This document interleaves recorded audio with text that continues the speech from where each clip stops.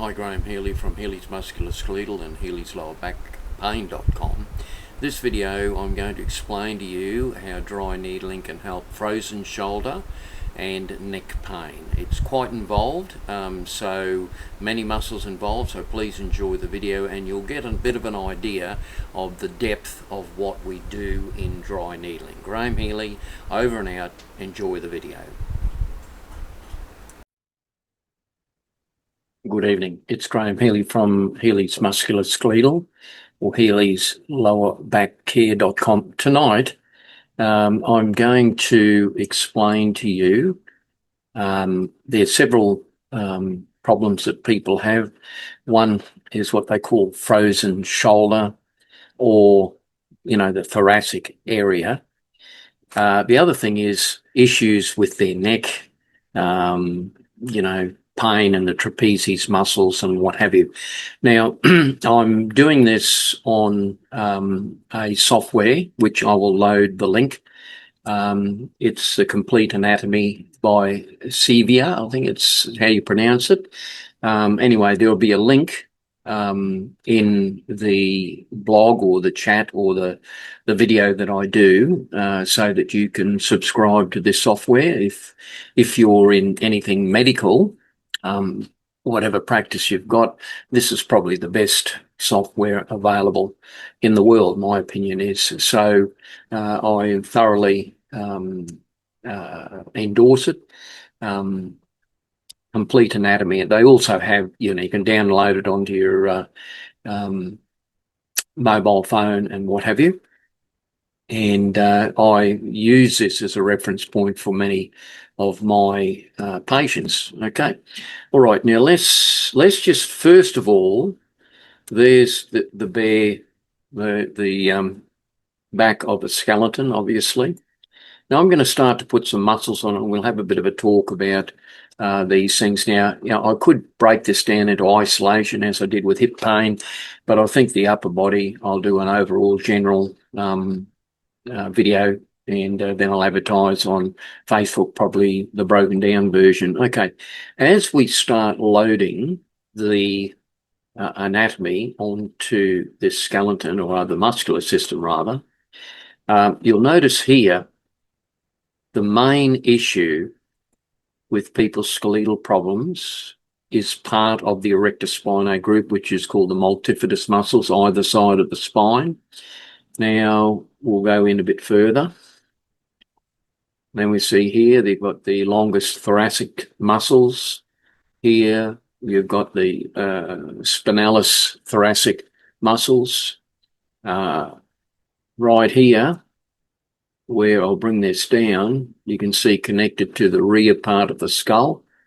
The origin is the superior articular process of C4 and C7, and the insertion is an area located between the superior and inferior nuclear or nucleal lines of the occipital bone, which is there. You can see that very plainly. Okay, so it isn't as simple as people think. There's quite a complex layer of muscles lined through the spine and connected to the back of the head, or the, as it says here, the inferior nucleal line of the occipital bone, if you want to get technical about it. Now, here, have a look on the shoulder.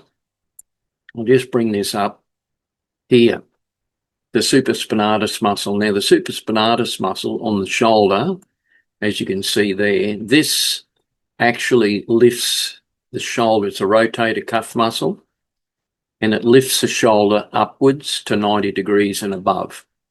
All right, now that one in particular for frozen shoulder, and I'll focus on frozen shoulder at the moment, that's a critical one. You'll get pain. You'll get referral points down the trapezius muscle into the forearm, but this particular muscle in detail is the one that gives people a lot of problem. The supraspinatus, super meaning above.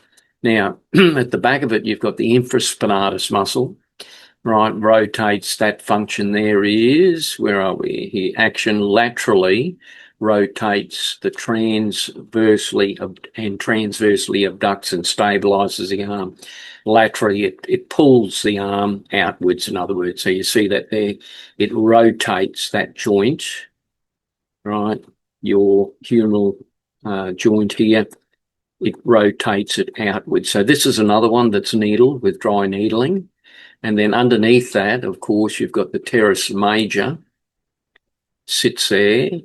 It attaches to the humerus, obviously, humeral bone, and then sits on the inside edge or the lateral edge of the scapula. Okay.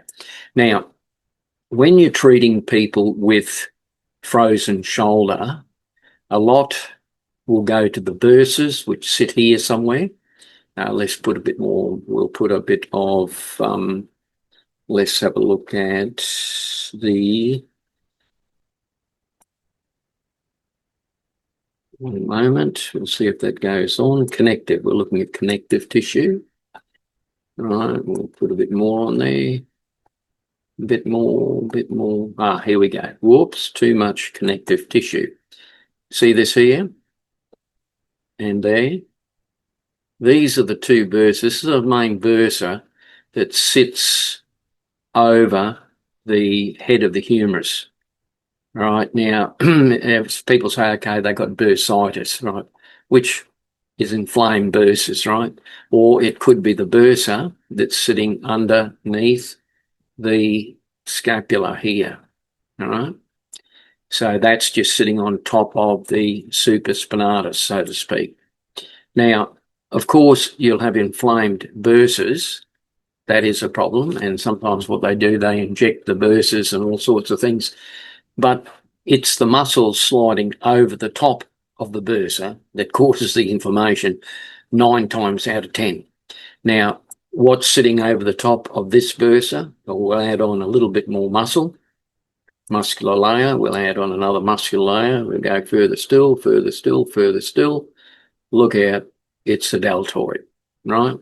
So you've got the anterior, the posterior, and the mid-deltoid. The mid-deltoid is the one that'll give that bursa the most amount of grief. You hide that, and you'll see underneath it covers the rotator cuff muscle. So, okay, bottom line is, and I'll just remove that trapezie. This one, we'll move that, we'll hide that. Okay, so if you can see that, I'll just bring that up a little bit, you can see that clearly.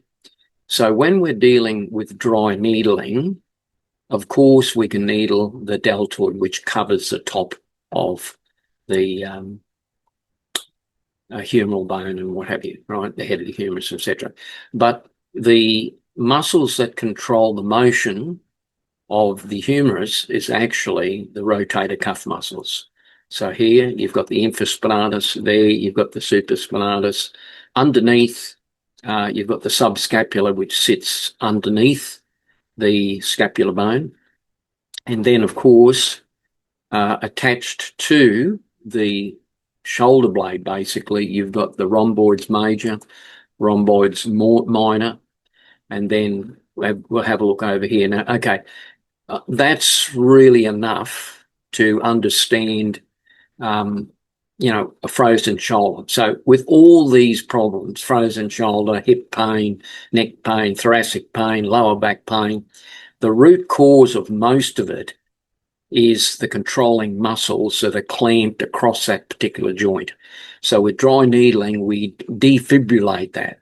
And the needle actually goes into, it's an acupuncture needle, it goes into the trigger point of that particular muscle. Now, I've got a master's in dry needling trained by Dr. Wayne Mahmood, the world's best in this field. He's also an osteopath, and he's got a master's in acupuncture as well. But we're not doing acupuncture with dry needling. It's a different art altogether. So hopefully that just gives you an overview of what is involved when we dry needle the shoulder blade, i.e. frozen shoulder. So when we relieve all those connective muscles to the humeral head, it takes the tension off it all. So you can do massage, you can do all sorts, you can try like I've got a chiropractic degree as well. You can try chiropractic, but the trouble is that the muscles will snap that joint back into the position they are holding it at. So the muscles have what you call, literally, they've got muscle memory. So these muscles are interconnected with the brain through a complex nervous system. Every single muscle's got recruitment fibers. It's all connected through the spine. The spine's connected to the skull. But these muscles are controlled and they tense up, flex up, relax according to the neuromuscular response. Now, I won't go into that. That's a totally different study. Now, let's just have a look at the cervical spine. Now, one of the main muscles controlling the neck, or the rear part of the neck anyhow, or the posterior part of the neck, is, of course, the trapezius muscles. Now, you can see how the trapezius muscle there, well, this is the top end of it, basically. You've got your mid trapezius, your lower trapezius. It's a huge muscle. But normally we needle that around about there where I've got the cursor there, right? So the needling is usually in this area here. This causes the most amount of drama, right? Now you can see that the trapezius muscle, I mean, it's a huge muscle. It goes all the way down the back here, and locks in over the lower thoracic area. If we actually isolate that, you'll see that how that trapezius muscle is a real problem child when it comes to your neck being out. Okay, so you can see that there where it connects here to the blade of the shoulder here, right? And when we actually have a look at this, it says the origin is the ascending part of the trapezius muscles originates from the spinous processes of the 5th and 12th vertebrae. 5th to 12th vertebrae. And the insertion, the fibers of the ascending part of the trapezius muscle traveled superior laterally along the upper back, and they converge into a tendon which inserts in the medial half of the spine of the scapula. The medial half of the spine of the scapula. So that's the spine of the scapula here. So as you can see, and of course, it inserts behind the nucleal area of the skull. So you can imagine how this has a direct effect on neck pain and even back pain because of its widespread influence over the spine in general. So now let's just remove that. I'll remove it from here. We'll hide that. And then we'll have a look what's underneath. This one is the real problem child as well, and it's called the levator scapula. Now, from this view, you can't really see, apart from, as it says, the action. It elevates and downwardly rotates a pectoral shoulder girdle and the acromion clavicular. We're not going to go into that in too much detail, but the origin is the transverse process of C1 to 2 vertebrae, posterior tubercles of the transverse processes of C3 and 4. In other words, it hooks into the rear part of your neck. Now, I'll isolate this so you can see. That is the levator scapula. You see how its roots or its origin connect to the transverse processes of, C1, 2, 3, 4 approximately there. It says up to C5. Let's have a look if that's correct. Superior angle of the scapula, insertion, origin, transverse processes of C1 to 2, and the posterior tubercles of the transverse process C3 to C4. So there we go. 1, 2, I'll just bring it around here, it might be easier. 1, 2, 3, 4. Now, you can imagine the traps sit over the top of this, and it's also connected to the medial side of the scapula or your shoulder blade. And you can imagine if this is under tension, it'll just pull your neck sideways, right? So these muscles all can be dry needled. So the issue is, and then you look at here, for instance, splendus capitis, all these muscles that are tied in around the neck, the splenitis, or what is it, splendus capitis, the splendus capitis, even the sternomastoid can have an effect, sideways motion of the neck, obviously, and we'll separate that. Let's have a look. We'll isolate it. Sternomastoid, which connects into the sternum and the collarbone. It's got 2 heads to it there, or is it the head, the origin, anterior surface of the manubrium of the sternum, insertion mastoid process of the temporal bone. So it inserts here, which is a mastoid process of the temporal bone, as you can see here. Now, this one also can cause you grief, sideways motion, and what have you. So, you know, we don't have to go into a complete anatomy lesson here, but what I'm trying to show you is that when we're doing dry needling, we are not doing a single one-fits-all job. We are looking at all of the associated muscle layers, and we're, before we even do a manipulation, in Healy's musculoskeletal, I do a few, I've got a chiropractic degree, but I don't focus on that. I basically focus on relieving all the tension in these muscles with dry needling. And then if there's any manipulation that's required, you know, be it the cervical or the thoracics or the lumbar spine or wherever, even the hamstrings, you know, the shoulders, whatever. Once the dry needling is done, all that just falls into place itself, basically. Very, very easy to do a adjustment once you've taken the tension off the joints. So that, hopefully that gives you a little bit of idea. I'll bring that, we'll bring that, we'll put that muscular layer back on. There you can see the trapezius, how this trapezius muscles has a huge effect. And even when I take this off, we hide it again. Sorry. I'll take that, hide that whole muscle. And the underlying muscular system, especially the levator-scapular, especially the splendus capitis. Now, we can needle down the rear part of the neck and relieve all that as well. And you look at the splendus capitis, I'll isolate that. Again, here it is. As it says here, the insertion is a mastoid process, of course, there. But down here, the origin is a nuclear ligament and spinous processes of C3, which is down here, there, all the way down to T3, right? So you look at that. This is below the first and second rib. It's going into your thoracic section. So part of the muscular control system of your cervical spine moves all the way down to C3, C4.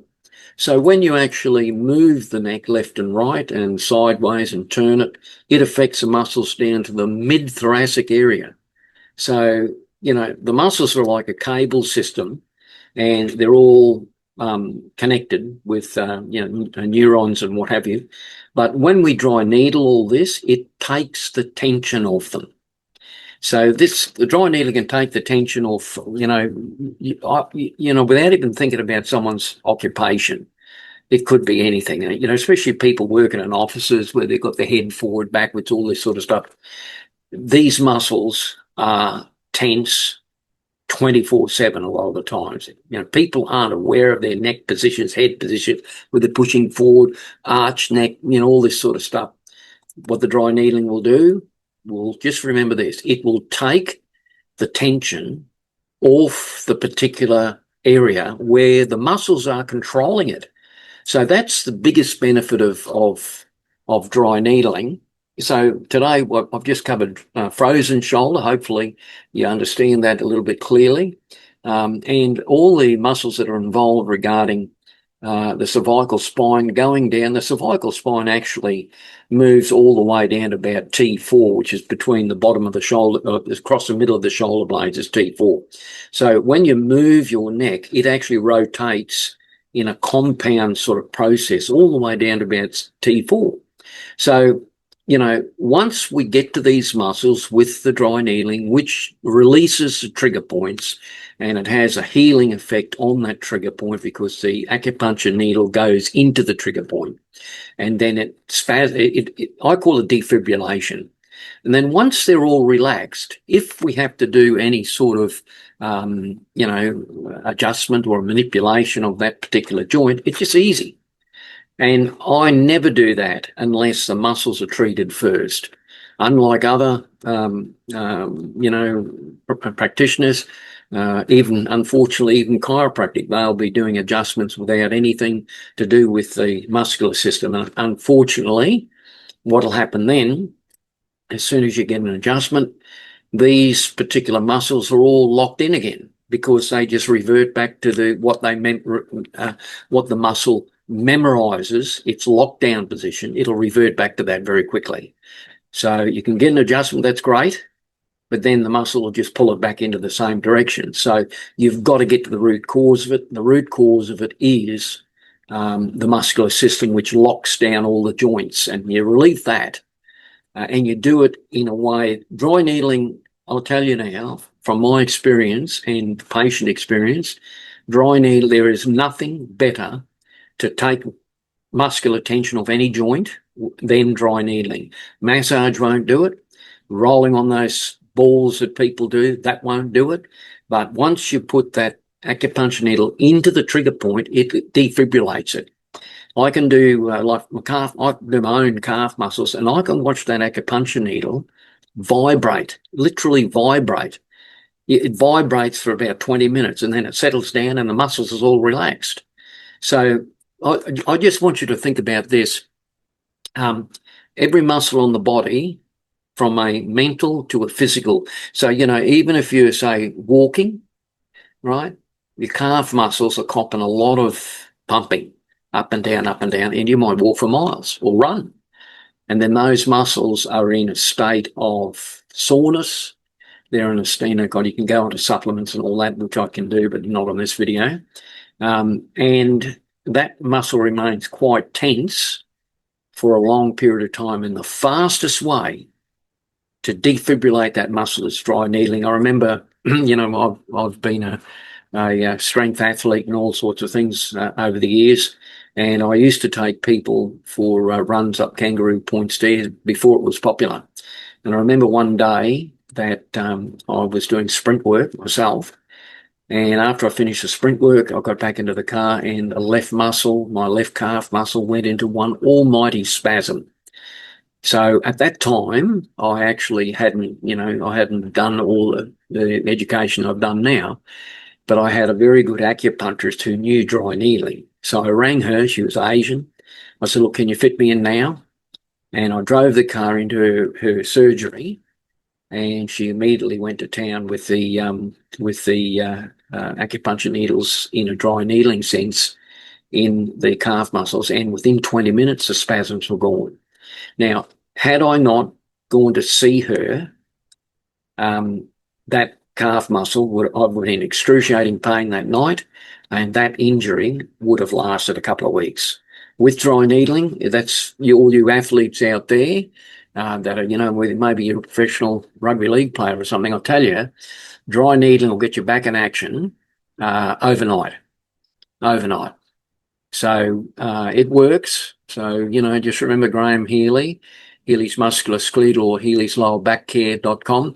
I'll put out a few more of these videos as we go along, but I think I've covered enough for tonight, and I hope that helps. I'll do a couple of ads on this, but the main theme tonight was, okay, let's have a look at the frozen shoulder. It isn't as simple as people think. But with dry needling, we can definitely relieve the tension on the muscles, and therefore the joint cup flicks back very, very well. And the aggravated bursa has less aggravation because you're taking the tension off. Just common sense, really. Same with the cervical spine. Necks are controlled by the trapezius muscles, the levatoscapular muscles, and the erector spinae muscles, all interconnected. You know, the sternomastoid, all interconnected, giving your neck tension, which it doesn't need.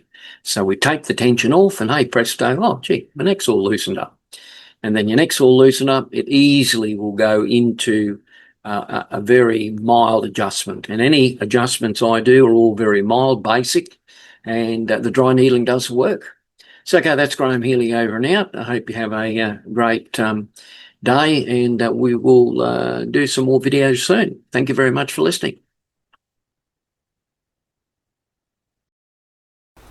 Okay, hopefully that informed you on the complexities of how we solve, frozen shoulder and neck issues, also mid-thoracic issues.